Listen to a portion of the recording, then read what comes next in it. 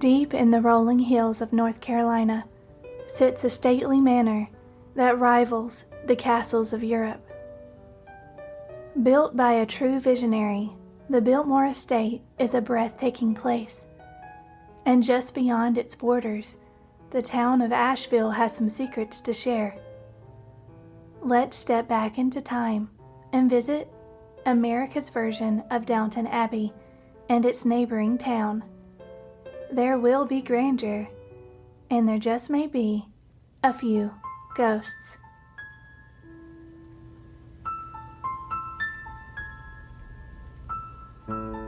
I'm Vanessa K. Eccles, and this is Fabled.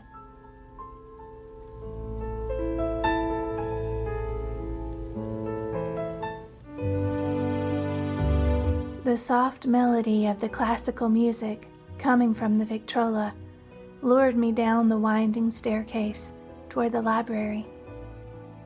Even before I could see him, he'd be sitting in his chair in the corner, a good distance away from the fireplace, with nothing but a floor lamp to light the words he held in his hand. He'd spent most of his life in his books. They were his treasure, second only to me. He'd tell everyone that. I quietly stepped into the room, wondering how long it'd take him to notice I was there. The soft light on his face made him look younger than he was. Always handsome, but the years were creeping up on him, on all of us, on the house itself. "Hello, dear," he finally said, but didn't bother looking up at me. Cedric lifted his head and then lay it down again, resting just at Father's feet. "Where are you tonight?" I asked him, running my fingers along the spines of books stacked to the tall ceiling. This was the room for magic. That's what I always thought. Nothing could be more enchanting than books. "Far away to India," he said, smiling and glancing up at me, his thin mustache curling upward. "Take me too?" I asked, even as I pulled my own destination from the bookshelf. I wanted to be just like him, to really travel to faraway places, to speak a myriad of languages, to search the world for its secrets, to collect them in my home, our beautiful Biltmore. But none of that would happen, not in the way I'd planned anyway. Like my mother before me, I'd give birth to life here, in these walls, and it wouldn't be until much later that I'd find my adventure.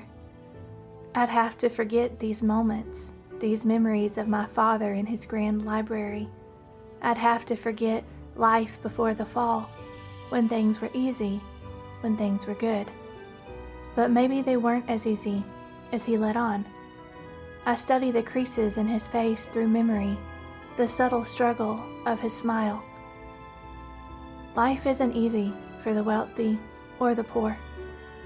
Life is no respecter of persons. It takes us all. We don't like to think so, but every form of life has its hardships, its responsibilities, its everyday struggles. That's something I learned through the years. Money can buy a lot, but it can't buy you joy or a long life. It can't buy your freedom from society's expectations. It can't buy you the life you want, the fairy tale. This place, these magnificent walls, are proof of that. I sometimes dream that I'm back there with Mother and Father, my reverie continually pulling me back to when times were their best. I imagine their happy faces, pink with wine and dancing. I hear their laughter and am haunted by scenes of pure joy.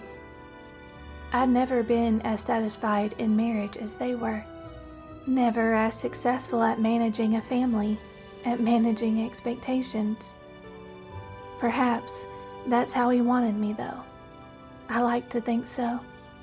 He encouraged my untamed heart, never trying to squelch my wanderings. He understood me better than perhaps anyone in my life. I was part of him. He was mine, and I was his. Our blood, that same blood that built a fortune on dreams and grit, was ours. I wonder what he'd think of me now. Would he be disappointed or proud? He loved me, I knew that much. If I saw him again, I felt confident I knew what he'd do. He'd smile at me like he had all those many times before. I'd ask him where he was tonight, and if he'd take me away with him. One day, that's how it'll happen. One day, he'll say, yes.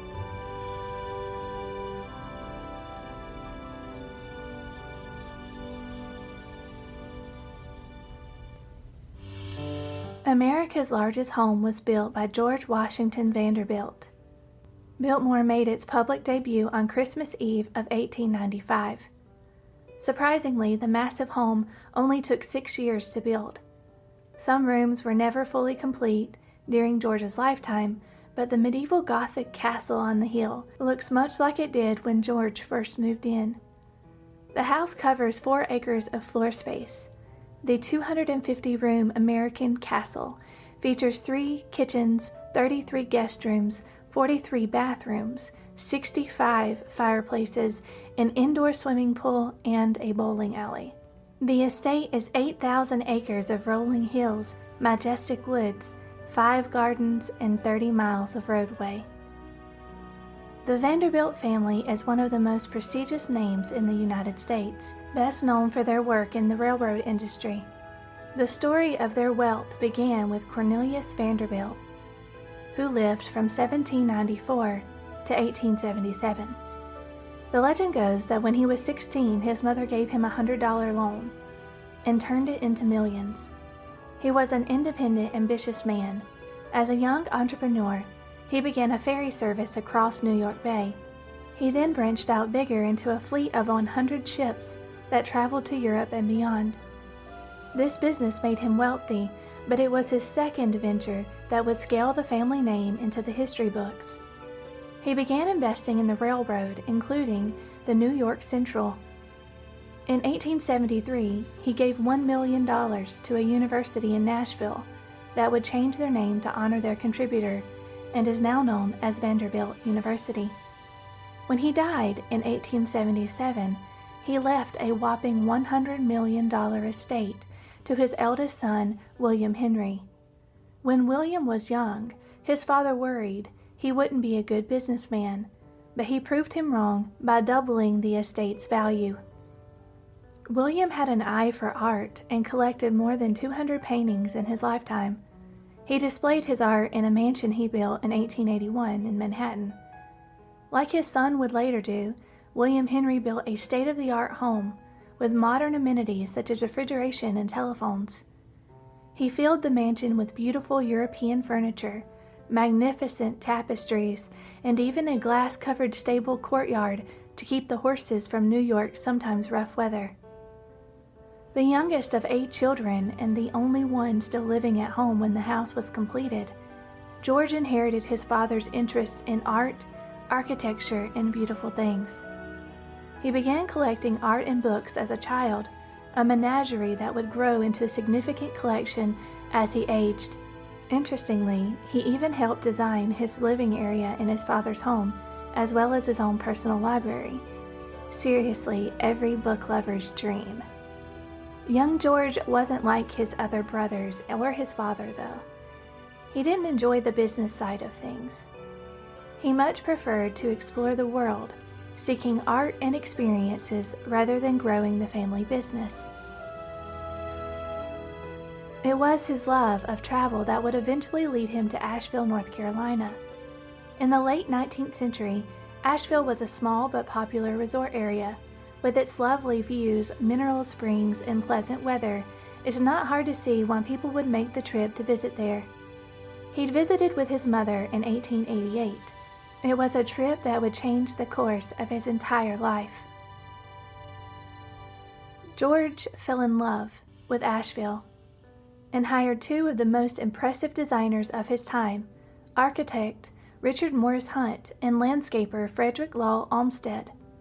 The goal was to create a grand home that would be filled with George's collection of artifacts, furniture, and art that he'd gathered from his travels around the world, while also being a self-sustaining farm and business. Modeled after European baronies, the building of Biltmore began, and George began buying land. Hunt was not only an architect, he was also a friend of the family. He helped with several other projects for the Vanderbilts, and he and George had a relationship much like father and son. He's known for his work on many projects, including the Metropolitan Museum of Art in New York. Olmsted was a prestigious landscaper. He designed New York Central Park, the U.S. Capitol grounds, and even helped with the preservation of Yosemite. Hundreds of laborers began working on Biltmore in 1889. The house would become something that looked like it'd been there for ages, but would have the best amenities technology had to offer at the time, such as plumbing, heating, electricity, fire alarms, refrigeration, and elevators. After 6 laborious years, Biltmore opened its doors to guests on Christmas Eve in 1895. The home was decorated with all the Christmas trimmings and boasted a grand feast. Even in its earliest days, Biltmore was always a place for guests to gather and enjoy. Today, Christmas is still a special time at Biltmore and is one of the busiest seasons. With grand Christmas trees in every room and the large tree on the green out front, it's a glorious sight to see. You can even reserve candlelight tours to get the full experience. George lived in the large home as a bachelor for the first 3 years. Then he married Edith Drescher. The couple had one child, Cornelia, in 1900, and she grew up at the estate. It took a large staff to run the house and grounds. George believed in paying people well. He offered New York wages to North Carolinians, as well as providing nice living quarters. The family also threw a Christmas party for the staff and their families every year. Biltmore offered more than grandeur, though. It was, and still is, an income-producing estate. The farms, greenhouse, woods, and livestock proved to be a wise investment. In 1889, George expanded and bought the nearby town, Best. He would turn it into Biltmore Village, a place for estate workers and others to have a school, various shops, barbers, and more. In addition, he rented lovely cottages to people. It too was another investment for George. George and Edith owned several other residences. Hard to understand why, I know. But the couple still was involved in the day-to-day runnings of Biltmore until 1914, when George sadly passed away following an appendectomy. After his death, Edith returned to Biltmore and took over his role there. It proved to be a difficult task, so in 1915, she sold 87,000 acres to the government. She sold other ventures too, including Biltmore Village in 1921. Edith remarried and shared several homes with her new husband, but still visited Biltmore often. Cornelia continued to live there with her husband, John Francis Amherst Cecil. The couple had 2 sons, George and William, both born at Biltmore in the late 1920s. The Great Depression meant that the running of Biltmore needed to change. Cornelia and John opened the house up to the public in 1930 to generate funds and to help keep the estate going. Brothers George and William undertook a significant renovation and revitalization of the estate in the 1960s. The goal was to bring it back to its once glory and to make the estate self-sustaining once again. I'd say their goals have been realized. It employs some 2,300 people and hosts 1.4 million guests every year. All of that is a lot of pretty history, isn't it? But what about the area's darker past? We'll talk about that after this brief promo. Hello, and welcome to the Realm of Unknown. My name is Shane, and I shall be your guide along this strange adventure into a world all its own, filled to the brim with wonders and mysteries. A podcast that focuses on all things paranormal and supernatural. Join me, your host, Each week, as we dive deep into unique stories and legends about the unexplained and strange from all around the globe. You can find Realm of Unknown on all your favorite podcast listening platforms such as Apple Podcast, Google Podcast, Spotify, and more. So come join us and take part in our next journey into the Realm of Unknown. Biltmore is the crown of the area, but nearby Asheville has some secrets to tell. Asheville is a lovely town with lots of hipster shops and eateries. It's a fun place to visit, but it has some dark history, some skeletons in its closet, like the one found at the old Battery Park Hotel. On July 17, 1936, Mr. Clevenger made his way through the Battery Park Hotel to his niece's room. They'd been visiting Asheville that summer. Her uncle was to meet her that morning, only no one answered when Mr. Clevenger knocked. In fact, the only thing that seemed to be coming from the room was an eerie silence. Sensing that something was wrong, Mr. Clevenger slightly turned the doorknob. The room was unlocked, but nothing could have prepared him for what he'd find on the other side of that door. Helen Clevenger was a 19-year-old honor student from New York University. She was a beautiful young woman with a bright future ahead of her, but that one summer night stole her future and her life. Her uncle found her on her back, laying in a pool of blood in the middle of her hotel room. Sometime the night before, someone had gotten into her room and murdered her. Mr. Clevenger called for help, and the authorities soon arrived. Further investigation revealed that Helen's face had been slashed, she'd been brutally beaten, and she'd been shot in the chest. The gun had been pressed into her body when the attacker shot, which is thought to have been done to muffle the sound of the gun. Her pajamas were covered in blood, and she was virtually unrecognizable. Her time of death was estimated to be around 1 in the morning. The story goes that the hotel was packed that week, and there were many out-of-town guests. In its day, the Battery Park Hotel served guests like Babe Ruth, Grace Kelly, and Mickey Rooney. Nothing like this could have ever been expected in such a beautiful, safe hotel. And it wasn't robbery, because nothing was taken. Police began the search for the murderer right away, and they didn't have to look far to begin their questions. The hotel's bellhop, Durham Jones, claimed to have seen a man go from the hall to the manager's office and jump from the hotel's porch to the dark street below. He gave a brief description to the police, and they began an all-out effort to find whoever committed this gruesome murder. Newspapers and true crime magazines began reporting the case, and before long, the story of Helen's death had reached the ears of thousands. This led to lots of dead-end leads, though, but authorities didn't give up hope. On August 9, 1936, someone came forward and confessed to the crime. Martin Moore was a 22-year-old hall boy for the hotel. He'd said that he hadn't planned to kill anyone, and that he only wanted to rob a room. He tried other rooms at first, but the doors were locked, and that's when he came to Helen's room. He claimed that even though he'd entered quietly, Helen immediately sat up in bed, hearing him slip in. She approached him and began to scream when she saw that he had a gun. To keep her quiet, not wanting to wake any of the guests and get himself caught, he pressed the gun to her chest and shot.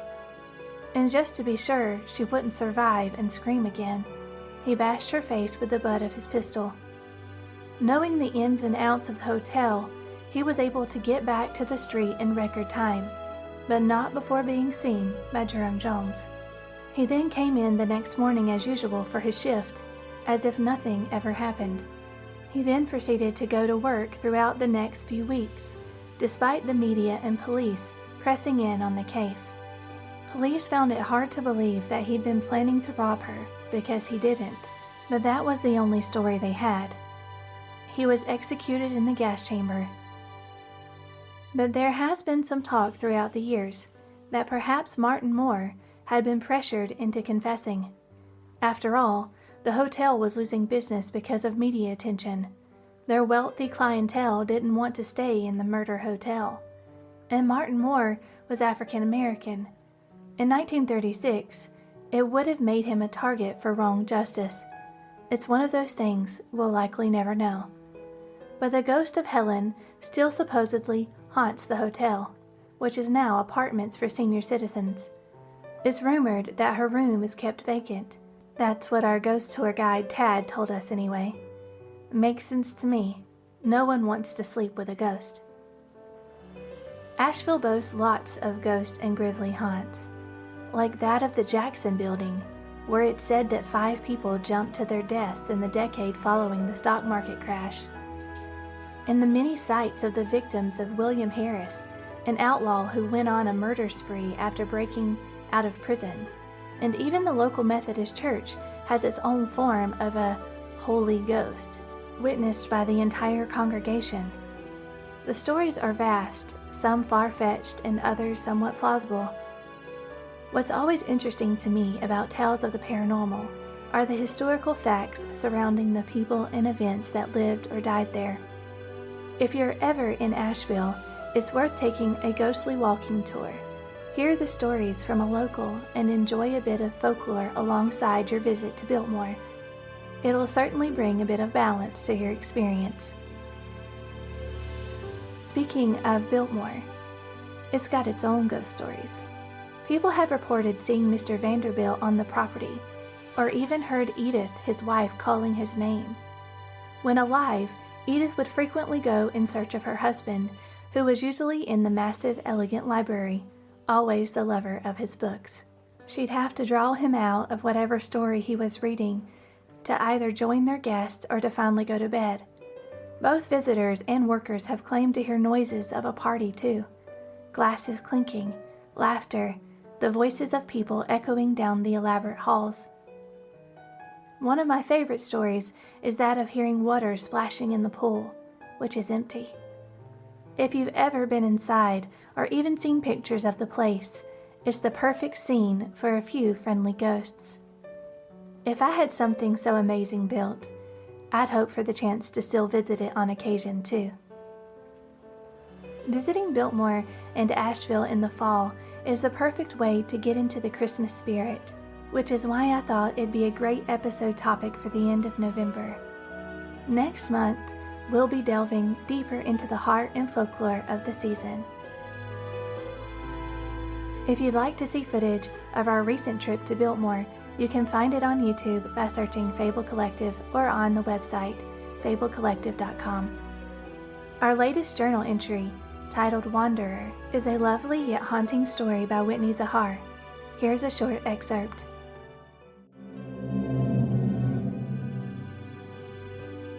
The breeze kicked up a little, dampening my cheeks with a light, salty spray. My bare feet dug into the cool sand, and I curled my toes deeper into the coarse, damp grains.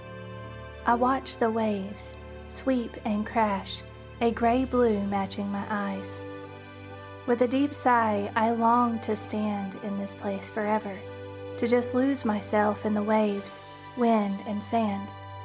But the sky was darkening, a growing heaviness in the air, almost like a warning, clinging to my skin. Shivering, I pulled my red beach-wrap shawl around me as I turned to walk with the pounding surf by my side. The beach was expansive, nothing but an unending horizon between sea mist and sand. My thoughts quieted under the dull thunder of the waves, and yet I didn't feel at peace.